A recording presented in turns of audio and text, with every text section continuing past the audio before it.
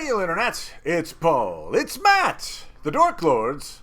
Today, we're talking about the 4th, 5th, and 6th episodes, Star Wars Andor Season 2. The episode's entitled, Ever Been to Ghorman? I have friends everywhere, and what a festive evening! What a swell party this is. What a swell time, man. We open episode 4, 1 year after the events of episode 3, in the year BBY3. Bix has a nightmare of her torturer from season 1, Gorst. The dream is so real that she walks out of her bedroom, pulls a gun, and prepares to fire on the imaginary Gorst. Cassian talks her down. They are currently living together in a safe house on Coruscant. We end episode 6 with Bix exacting revenge on Gorst, hooking him up to his own torture machine before she and Cassian blow up his lab. All that said, Paul. Yes? What'd you think of episodes 4 through 6? There were certainly parts for me to enjoy, even though I sort of had mixed feelings about some of the things I enjoyed. Like I'd mentioned to you before that, Bix getting rid of that guy. Gorst. Yeah, Gorst. I don't know. I think I might have wanted that to be a little more difficult, not quite so easy. Yeah, it does. It seems abrupt. We don't see any planning for it.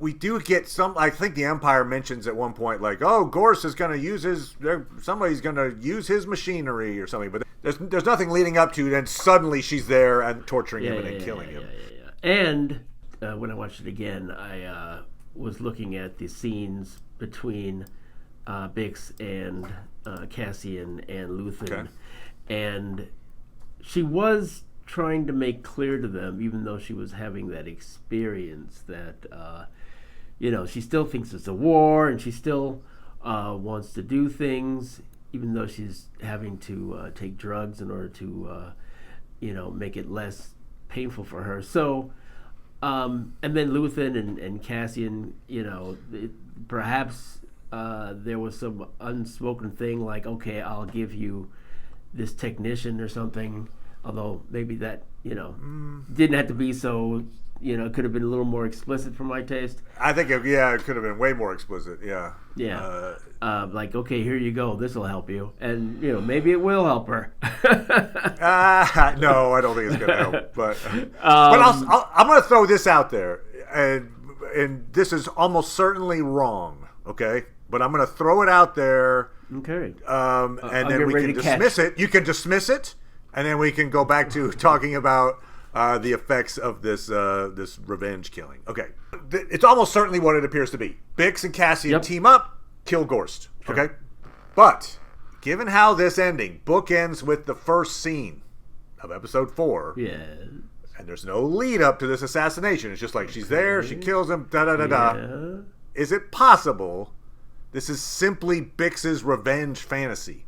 Her dreams have moved on from fear to retribution. I mean, again, I feel like this is like a 1% chance that it's actually right. But are you saying it's dead. All in her head? I am saying it's all in her head. Which, again, I'm saying it's almost certainly not. But I could imagine, the way it's so sudden, and, this is all of a part. 4, 5, and 6. It's telling a story. It starts with her having a very real, so real she doesn't know reality from dream. Yes. And it ends with her seemingly out of nowhere killing this guy and like da-da-da-da-da. And, so I don't know. I'm just saying, I feel like there's a slight little chance. She's taking a lot of drugs. She's having PTSD dreams and nightmares. Is it possible that at some point later on we get some kind of, like, we assume Gorst is dead, and then there's like a revelation that he's still alive. You're like, wait, what? Probably not. Almost certainly not. Yeah. But I'm going to just throw that out there as a thought. But mainly because of that first scene. You could have just had her dreaming and then waking up. But she gets up, walks into her kitchen, pulls a gun, and is going to shoot this guy, and she's convinced she's about to do it. I just feel like, why would you go that far? Anyway, just I think perhaps they were making you think that maybe this is all a fantasy, and by having Diego come next to her is telling you that it really happened. It really happened.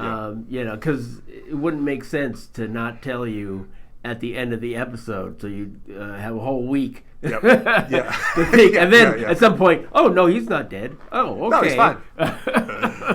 She just has, or even more odd, she kills him again. Yeah. We just see her and you're like, wait, what? Like, I thought she was. Oh, but no. Okay, all right, there we go. I'm done with that. Okay, we talked about it. All Great. right. Back to reality. Yeah. Okay. One thing though it did make me think is, especially since interviews, we've seen both of them together, Cassie and Diego Luna and Adria, talking, doing joint interviews, and also they've been doing Cyril and Dedra having joint interviews as well, and they've been drawing a contrast between those two relationships. Well, there were certainly, and if you throw in Vel and Cinta in this episode, I was about to say that's where I was going, and that's another relationship, and that's another unfortunate thing where, unfortunately, Cinta is dead, and it's unfortunate that she had to be killed. Really, it's unfortunate too that it's the one gay relationship that it's the barrier gaze trope, which is it happens so often that it's a trope. Yep. I think we last saw it maybe in Star Trek Discovery, and then they retconned that death the next year, and I think at least in part because there was people calling it out, like, "Hey, what the hell?" So perhaps. anyway, I mean, I wouldn't be surprised if that was the plan all along. They could have been like up front, like, "Don't worry, we'll step on this dramatic point just to make sure you guys don't get mad at us." right. It's not real. It's fine. So here, Vel and Cinta, they have a romantic liaison, and then Cinta is essentially accidentally killed. Yes. It's the senseless death in, I'll say, wartime. Demonstrating what Cassian was saying, that they are not ready and they are desperate, and that Vel tells them, no, you guys can't have guns, and the dude gets a gun.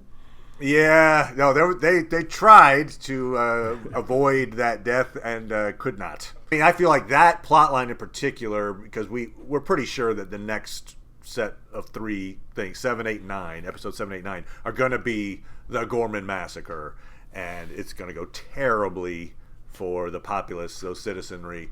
And we get here when Cassian wisely comes back and he tells Luthen, like, these guys aren't ready. It's essentially suicide. And Luthen's basically like, suicide? That sounds like a good idea. Think about, he's thinking of, very similar to his tactics from season 1. Yes. He wants the citizens to suffer so badly that they'll embrace the revolution. Yeah. And so Cassian, he sees this Ghorman resistance is out of their league. They're going to get massacred. And that's exactly what Luthen wants, really. I mean, Luthen's like, yep, that's great. Let's do that. Luthen's got that impactful monologue from season 1 where he says, one of the things he says is, I burn my decency for someone else's future. Right. I burn my life to make a sunrise I know I'll never see. His immoral actions, while necessary in his mind, make him, again, in his mind, undeserving to kind of reap the rewards, it feels like is what he's saying in that moment. Sure. And since he's not in Rogue One and he's not in the original trilogy, we can assume he dies in this season. How does Luthen die? I think is a very interesting. We talked about. You can look at the family before, but that's true. You can look at the the events in this one where Clea is mentioning that there's a bug that they have to get, and Luthen's freaking out. He's like we have to bug the guy's office. Oh, we haven't gotten any intel out of him. You convinced me. You said to do it. Yeah, exactly. They're blaming each other, but what the hell? Yeah. Why are you blaming me in this moment? Yeah, so that seems to be something, especially when at the end of it they're like, we should have killed him. It's like their time is probably running out. Yeah, so I mean, it's possible. Yeah, he gets caught by the Empire. If that was the case, because I can imagine this. Let's his risk-taking behavior catches up to him. Mm-hmm. He's caught and killed or whatever. Would that mean maybe that Cassian has to step in to become like a replacement Luthen in the short term. It doesn't seem like it, because I mean, if you look at what his role in Rogue One, he didn't, he did seem more like on the ground agent and less organizer. Good call. Yeah, Luthen never engages in anything like that. He meets with people and then they do things. So just to remember, though, the first thing we see Cassian do in Rogue One is kill an informant that he doesn't want talking to the Emperor. So he's still of a mind of like, look, you got to do things sometimes. Yeah. So he hasn't had this change of heart in that moment. He has that change of heart later in Rogue One. But does he? Yeah, because he doesn't kill... But he doesn't kill the father of... that's what I'm saying. In that moment, he's been ordered, hey, kill that guy. He's a liability, and he decides not to. Yeah. Okay. Is it possible... Again, just what we've seen in this episode, or this group of 3 episodes, Cassian is, at odds, not to the point of like coming to blows or something, to be like, look, you're just sacrificing these people, and you can tell he's got problems with it. When the actual Ghorman massacre occurs, will that maybe turn Cassian against Luthen? We already see Bix. Bix isn't in Rogue One. Bix isn't in the... So... Right. She probably dies. Maybe she dies due to some kind of planning. Maybe they just right. Maybe it's like we go off to a planet and So I'm just saying, maybe we have a vengeful Cassian that kills Luthen. I don't know. Just to say, interesting. If you out there have ideas for how you think Luthen buys it, let us know your thoughts. Maybe just Occam's razor, Empire catches him. Okay. But yeah, I did feel like this series of episodes was kind of a balancing relationships versus espionage. Sure. We've got Cassian, as you mentioned, Cassian Bix, Vel Cinta, Dedra, and Cyril. Yeah. So Cyril has been tasked to go to Ghorman and then make himself look like he's sympathizing with the locals, and then basically get in good with the rebels, and then eventually... So was it, your opinion, was it goofy international spy? Well, he did a pretty good job at being a spy, admittedly. He lies really well. But I'll say this, he could be a goof in that it seems like he's being set up, right? There's a bit there where, what's his name? Parthagaz. Yeah, he can't know what the true... Correct. Yeah. Cyril must never know what this is really about. Right. They're willing to sacrifice him. And it's interesting the way you could... It's like one of the things that the revolutionaries believe from what he's saying is that he's feeling some sympathy for, and we don't know to the extent he's just putting on a role. It was interesting to see him in that meeting with Parthagaz and Dedra, where he's like, they're enthusiastic, but oh right, yeah, and then he's like, that quality is going around, isn't it? Exactly. And he just does not hear it. It's like Dedra catches it, and like he's just like, what? I don't know what you're talking about. Like, right over his head. Yeah. Like, woohoo! This is the best day of my life. Woohoo! And enthusiastic and stupid. Yeah. Oh, okay. Which was a great scene too. When Cassian is sent to size up the rebels and concludes they're not up to the task. But that scene where he meets with I think her Enza Ryland, the daughter, in the bar. Oh yeah. And he's like, yeah, I could be anybody. You just basically gave away all of your friends. You gave me so much info that I could have used to take you down. You're an idiot. Lucky for you, I am the guy you think I am, but I didn't have to be.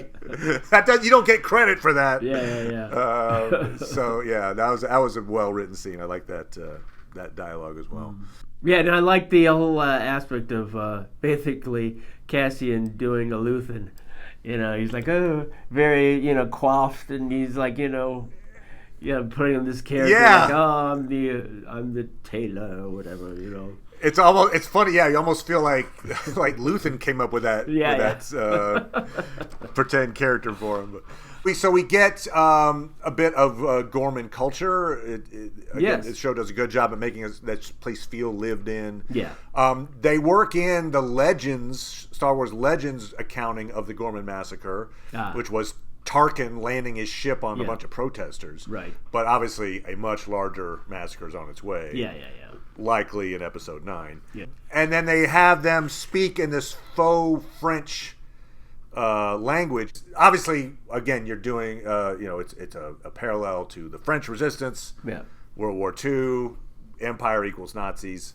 I had mentioned this to you earlier, but from World War II, both my grandfathers fought in World War II. My grandpa Rice, Army chaplain, and was airdropped into France during World War II. And so he had, amongst his possessions from World War II, he had this item that we gave to the Infantry Museum down in Fort Benning, and they were, of the stuff that they took in from my grandfather's collection, the thing that really got them interested was this. It's a box. That was part of it. It's still in the box. It's this little white box, and inside the box is essentially it's a kit for a little zip gun. Like, doop, boop, boop. You can create a little modified gun. And it had the directions on how to create the gun and load it and fire it in French. Which, again, it has the directions. But those little zip guns, these little boxes, these one-shot guns, were parachuted in to France just so the populace might pick them up, find them, and resist. So anyway, just kind of a simple. They were Luthening in some ways the French to resist against the Nazis in real time. There, we have some other things that are very important, but there's so much happening. I'm like, oh god, we have Saw Gerrera. Yes. And his whole mission. He's trying to steal and manufacture or harness Rhino. I'm getting the idea it's a chemical that is used for jet fuel of some kind. Yeah. But it's also apparently it's addictive, but also really dangerous.